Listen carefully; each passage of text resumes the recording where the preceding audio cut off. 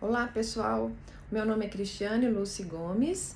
Eu estou gravando esse vídeo a pedido do Pedro, que é aluno do curso de Educação Física da PUC, que realiza a disciplina Educação Física e Lazer, que é ministrada pela professora Vânia Noronha, a Vaninha, né? Uma pessoa muito próxima do coração, uma amiga e também uma colega de trabalho muito competente, muito dedicada. Primeiramente, o Pedro pede que eu faça uma apresentação. Como eu disse, o meu nome é Cristiane Lúcia Gomes, eu trabalho com lazer na Universidade Federal de Minas Gerais, eu trabalho nessa instituição como professora há 26 anos. Antes de ingressar nesse trabalho, eu tive a oportunidade de trabalhar também com educação física escolar, em escolinhas de esporte, e também trabalhei com lazer em clubes, acampamentos, colônias de férias e em condomínios residenciais. Então era algo que demandava a minha atuação, muitas vezes em períodos de férias e aos finais de semana. Depois eu retomo isso mais na frente. O público-alvo das minhas atividades, isso depende, né? Porque eu trabalho com ensino em nível superior e nível de pós-graduação, a gente tem mestrado e doutorado em estudos do lazer. Trabalho também com a pesquisa, né? E a finalidade principal da pesquisa é produzir conhecimento novo. Trabalho também com a extensão universitária, então a partir daí a gente se aproxima mais da sociedade, envolvendo diferentes grupos sociais e não só aqueles que realizam graduação e pós-graduação. Também trabalho, né, nessas minhas atividades na UFMG, eu trabalho também com a gestão, né, porque somos nós que ocupamos os cargos de coordenação, de chefia de departamento, né, e tantos outros dentro da estrutura dessa instituição de ensino superior. E uma outra atividade que compõe o meu fazer cotidiano é a produção intelectual. Ou seja, a gente está engajado nesse processo de produção do conhecimento e é fundamental, diante disso, contribuir com a socialização desse conhecimento, seja na forma de produção e apresentação de trabalhos em eventos, que podem ser eventos acadêmicos, eventos culturais e de outras naturezas, na publicação de artigos científicos, publicação de livros, capítulos e outras possibilidades. A terceira pergunta, né, que o Pedro faz é se o acesso a essas atividades é para todos os grupos. Bom, o nosso público-alvo prioritário são aquelas pessoas que buscam uma formação acadêmica, mas como eu disse, as atividades de extensão universitária são aquelas que possibilitam uma interação maior com a sociedade, seja considerando as diferentes faixas etárias, considerando gêneros diferentes, né, pessoas com necessidades especiais ou não, enfim, todas as possibilidades. Então, de certa forma, cada atividade tem o seu público específico. É importante a gente ter clareza disso. Se há alguma política pública relacionada a essa minha atividade, com certeza, né? Tanto as políticas educacionais, quanto as outras políticas ligadas principalmente ao esporte e ao lazer, né? Desse ponto de vista, nós tivemos um grande retrocesso no nosso país, né, com a extinção do Ministério do Esporte, que foi uma grande conquista, né? E no Ministério do Esporte a gente tinha todo um trabalho voltado para o esporte de participação e lazer, e várias políticas públicas eram desenvolvidas.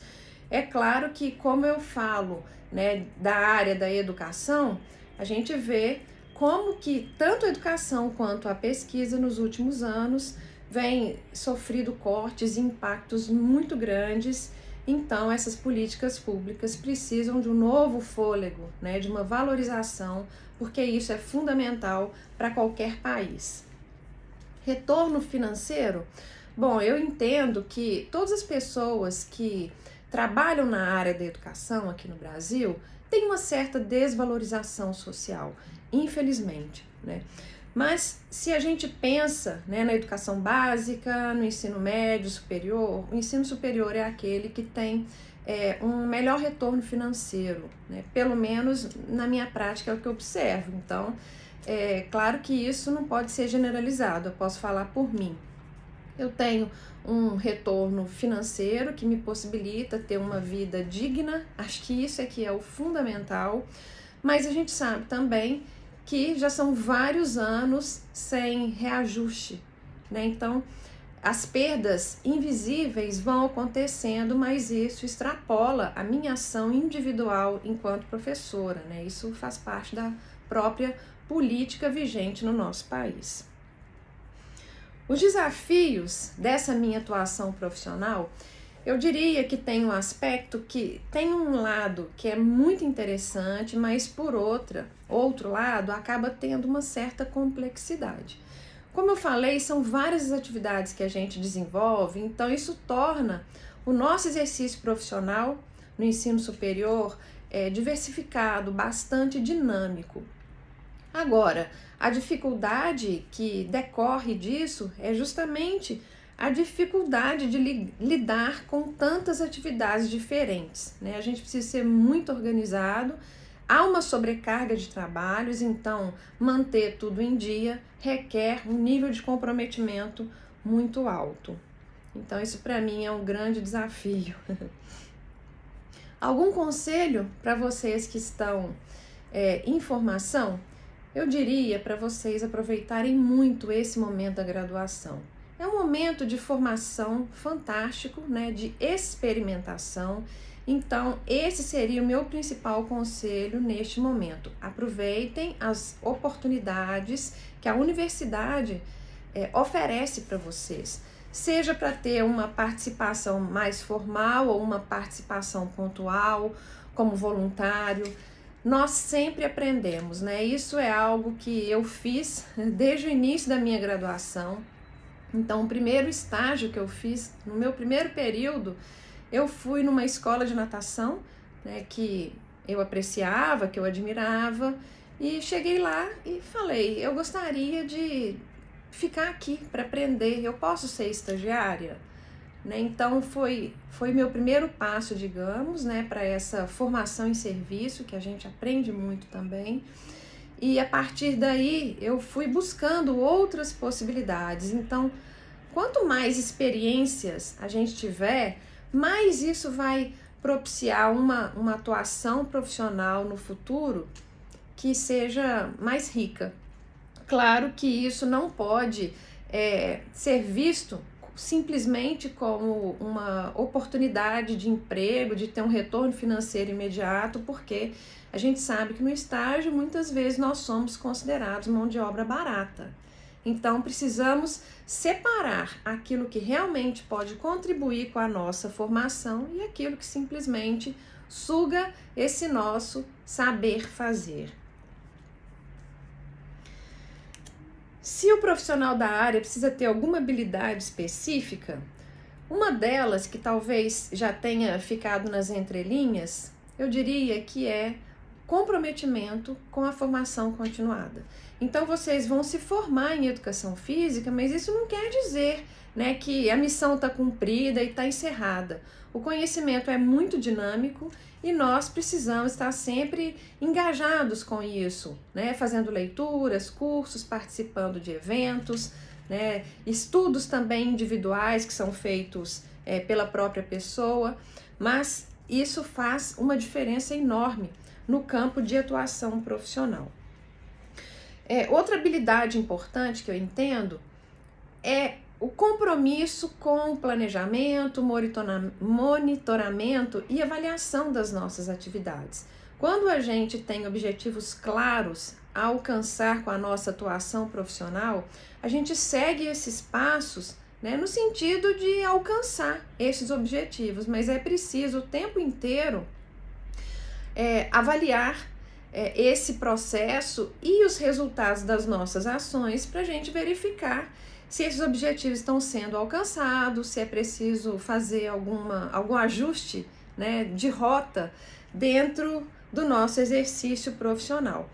Uma coisa muito rica também, né, que eu acho que requer uma habilidade dos profissionais, é essa capacidade de trabalhar em equipes multidisciplinares. Isso é muito rico, né? Então, a gente aprende muito com o saber que outras pessoas de outras formações acabam compartilhando conosco e vice-versa. E uma última pergunta, né? Se eu tenho sugestão de autores, eu poderia sugerir, em primeiro lugar, a leitura, né, da Revista Brasileira de Estudos do Lazer, que publica artigos que são frutos de trabalhos consistentes que são realizados, são artigos que são avaliados, e igualmente da revista Licere. Licere, vocês devem ter estudado isso, é a origem latina da palavra lazer, né? A raiz etimológica dessa palavra é que deu origem à palavra lazer na língua portuguesa. Então, a revista Licere também publica artigos de vários autores, né, principalmente brasileiros, mas que estão aí investigando e aprofundando conhecimentos sobre o lazer em diferentes âmbitos, em diferentes perspectivas, envolvendo pessoas de grupos sociais distintos em diferentes realidades. E há outros autores também que publicam livros, né? Eu sou uma delas, então convido vocês a conhecerem um pouco mais os meus trabalhos. Normalmente eles estão todos disponíveis na internet gratuitamente, os livros que eu já publiquei, artigos também. Então fica como um convite. A professora Vânia também já publicou vários trabalhos, precisamos reconhecer isso. E vários autores brasileiros e estrangeiros também que vêm tematizando a temática do lazer. Bom, eu vou ficar por aqui, fico à disposição, desejo que vocês tenham uma atividade, né, interagindo com profissionais como eu, que seja excelente, que vocês possam aproveitar ao máximo e aproveitem também essa disciplina, porque durante a graduação em Educação Física, nem todo mundo consegue perceber a importância do lazer. E só depois, quando eles se formam e eles mergulham mesmo no campo de atuação profissional, é que vão perceber o quanto esses fundamentos são importantes. Um abraço e vamos em frente.